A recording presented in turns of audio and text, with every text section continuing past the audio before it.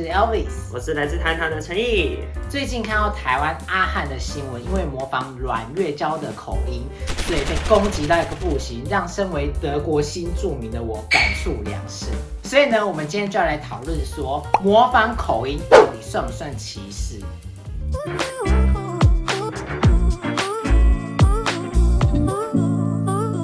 讲到这个学语言有口音，我就有切身之痛，因为你知道有时候我们发音就不是那么的标准嘛。那有一天我在上班的时候就被客人笑，有些男生就是自以为自己很幽默，其实一点也不。因为我就要问他要刷卡还是付现嘛，我就要说 mit Karte， 德文的发音卡片是 Karte， 那我有时候可能发音我会发成 Karte。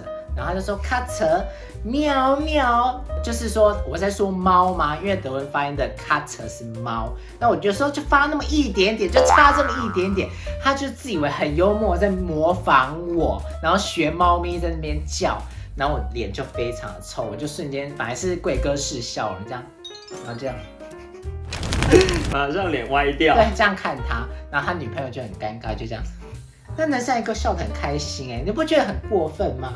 我觉得这种就是比较是歧视，就是他就是在嘲笑你，所以你觉得不舒服，就是歧视啊！模仿口音就是歧视啊！可是我觉得你这不是口音的问题，你这完全是发音错误。我跟你讲，这就是什么东西？外国月亮比较圆，不是我在讲，因为很多台湾人呢，只要那种老外讲中文啊，然后讲的不是很标准，都会说哦，好可爱哦，好可爱哦，讲的好好哦，对，讲的好好哦，妈的，讲的跟一坨屎一样，跟我说讲的好好哦，我都觉得说，为什么？然后我们对自己人就特别严格，比如说讲英文，大家是很常纠正别人说发音不标准。不够道地，美国腔不够重，没有那个 R 的音，卷舌音没有，蝴蝶音没有，对，蝴蝶音没有。那些外国人讲那个中文，我想要吃饭，这样有标准哦，干，凭什么？凭什么？对不对？你好严重哦！我就会觉得说这心态很不平衡，这其实本身就是一种歧视。我觉得你讲的这个对，这个我认同，因为我有朋友讲，就是我们学德文学得那么辛苦。然后他先生就是外国人，那个时候就默默就是学中文。他们回台湾的时候，他先生就看到一台车过去，然后就说车，然后全部人都惊艳，他说：“你的中文好好。”然后我朋友那个时候心里也是很不平衡，就说：“我德文我也会讲车，我还会讲什么沙包，什么都会讲，为什么都没有人讲我德文很好这件事？”对呀，有时候你跟一些在德国生活很久的台湾人讲德文，他们还会纠正。他们不会鼓励你说，你其实讲这样不错。他会说，你这样讲不对，我觉得怎么样怎么样怎么样，攻击你。那个应该不是我吧？你可能有，但我忘了。可是我觉得你这不是口音的问题，你这完全是发音错误。可是我就觉得说呢，这一点呢，真的就是歧视的问题，就是崇洋媚外。对自己人呢，对亚洲人就是很大细心，对欧美人士就格外开恩，那对台湾人呢就苛刻到一个不行。那你要想想看哦，阿汉这个事件对东南亚的新住民来说更难以启齿，因为你学语文嘛，你就是要常开口去讲。那你如果一直口音，就是被既定印象是很好笑，被模仿这样刻板印象，那你怎么还敢讲？可是我觉得口音这个东西其实蛮有趣，我不会觉得说它是一个歧视。所以如果有人模仿我口音的时候，我觉得哇好厉害哦，竟然有办法模仿我的口音，我也会觉得很有共鸣，你学得好像哦，就太厉害了。我只能说有一些人比较有自尊心，有一些人就是尊严直接被别人踩在地上，他都无所谓，就是你。可是语言就是要这样啊，没有自尊心的学，你才会学得好。对，没错，就是要勇敢。像我都讲错，我就管他，我就讲。可是为什么要被模仿？对啊，我今天讲得很努力，讲不太好，但为什么要被模仿？拿来当做是一种表演？就像早期大家很喜欢模仿原住民嘛，就什么的啦的啦的啦，那是不是一直被原民团体抗议说为什么要这样讲？我们又没有这样讲话。他们好像真的有这样讲。你是不是想害我们被人家骂？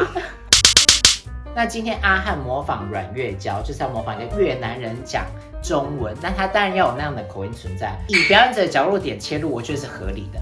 可是以我个人的观点来切入，我觉得是很不 OK 的。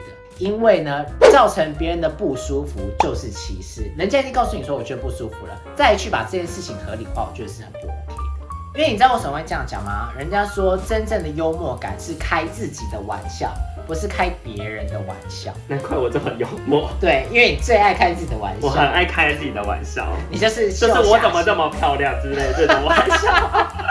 不是因为你知道为什么吗？我们为什么会觉得他模仿台湾阿桑 OK？像我自己，我就会模仿我妈台湾国房东，对，温柔这样，因为就是我们自己嘛，你讲自己的笑话，别人就不会觉得有什么，因为这就是我们台湾人的特色。可他今天是以台湾人去演一个越南人，我觉得就有一点点争议在。在我们要讨论这件事情之前，其实我就是网络上调查一下，我就是想说，那我来看一下 YouTube 好了，会不会有找到特别的一些材料？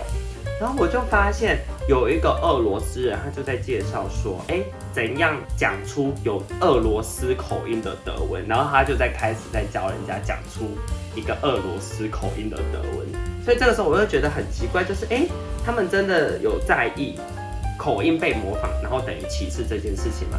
因为在欧美其实也蛮流行模仿口音，然后它就是 comedy， 就是一个喜剧，所以你可以看到很多英国啊、美国人讲英文，他们会学什么？会学印度人，到宝莱坞那种 I love you, love you。你刚刚讲那个俄罗斯人学俄罗斯人讲德文，他是学他自己，他是俄罗斯人。如果今天是一个德国人去模仿土耳其人讲德文，那是不是超歧视？那是不是有嘲讽的意思？因为大家都会说，就是玩笑只是表演，有什么关系？很好笑啊。对啊，因为笑的不是你嘛，你当然可以觉得很好笑啊。可是对我来说，我就会有共鸣如果是在台湾的越南人，我就会觉得，你很像学的真的不错。那我现在要讲的，其实我觉得更重要是，你在学习语言的过程中，你一定已经知道，你就是会有口音，所以你要自己放下那个心态，你不要再觉得说，我怎么学的这么辛苦，还是有口音，你要去认同你自己。你自己本身就是越南人，你自己本身就是台湾人，你在讲这个语言的时候，你本来就会有台湾口音，你为什么要强迫压迫自己，觉得说我就是要讲像德国人这样？所以在这个情况或在这个压力下的时候，别人在讲你的时候，你当然会反应过度，反应很大。所以总而言之，就是玻璃心。没错，我就是玻璃心。可是我他妈的学那么辛苦，为什么要被嘲笑？而且你讲到一个说什么，他们为什么要接受别人认同？通常会讲这种话的人，就是自己本身是一个超歧视的人，他就说你就不认同自己啊，你才会这样子有那么大的反应啊。可是我觉得这跟社会氛围有关。台湾人呢，相对这一点就非常严格，就像我刚刚前面讲的，我们在学语言的时候会非常的要求说，你要讲得很标准，你要讲得很正确，你不能有口音，你的文法也不能错。这是台湾人的标准。那这个歧视的点在于说呢，欧美人是讲中文呢，讲的超破烂的，就说好可爱。那越南人呢，就被拿来模仿。没有啊，因为真的越南人讲中文比外国人讲的还要可爱，他们的那些口音对我来说是一个很有特色，然后旋律是一个很特别，我就是觉得很可爱。我的意思是说你要有特色嘛，那这个时候你要展现你的特色，所以你要对你自己很有自信。当你对自己有自信的时候，你都不会觉得这是一个歧视。比如说薛他们就是原住民，那原住民都会模仿自己的口音嘛，因为有些人本来讲话就不是这样子嘛。为了娱乐大家，然后制造效果，大家就会开始加重那个原住民的口音。可是一般人讲话也不会这样子啊。他没有模仿，因为他就是啊。对啊，他模仿原住民口音，因为他本身口音不是这样。他本身就是这个，他没有这，这都是讲，这都刻意说出来。没有好不好？原住民本来就是都这样子。好了，1、2，这一段话给我放进去，骂死他。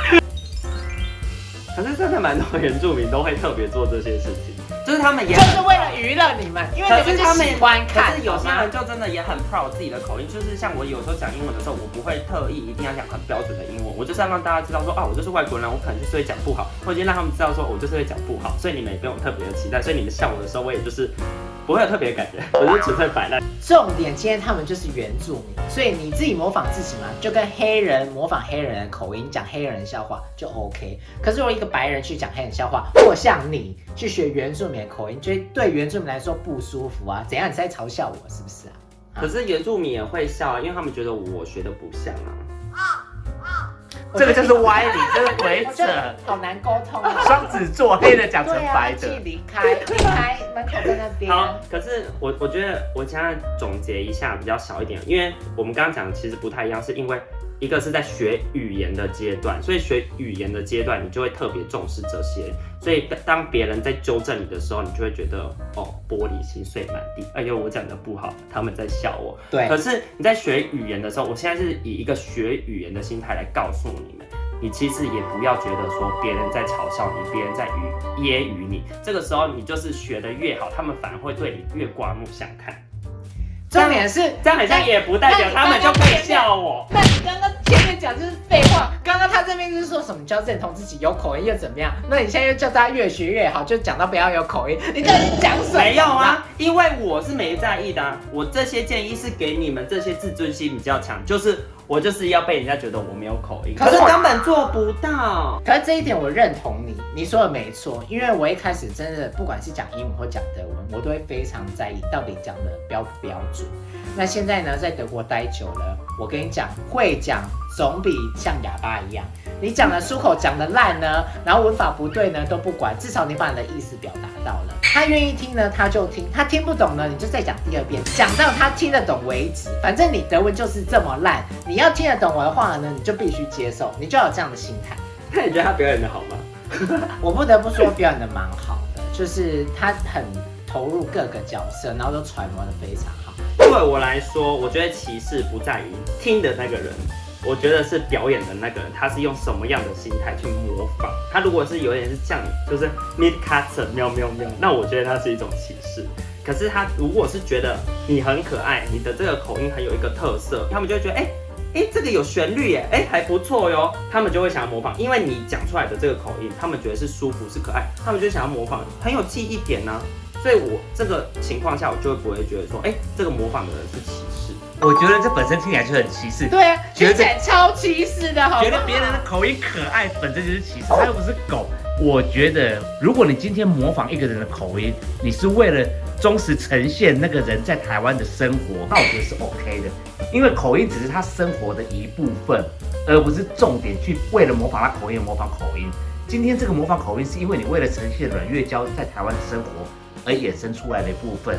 可是我那时候读了一篇文章，我其实蛮认同那篇文章。他说这个口音对他们来说其实会有一种共鸣，就是我讲话真的是这样子。对他们来说其实也没有说到很糟。糟的地方是他们在模仿口音的时候，比如说我们对于某一些族群或是某一些国籍的人带进就是刻板印象，比如说他会说什么阮月娇为什么爱刮掉啊，什么爱睡觉，就会让人家觉得说这一个民族人就是爱刮掉跟爱睡觉，这个是负面的东西。可是就口音模仿这件事情，我觉得其实它没有一个很明显就是歧视。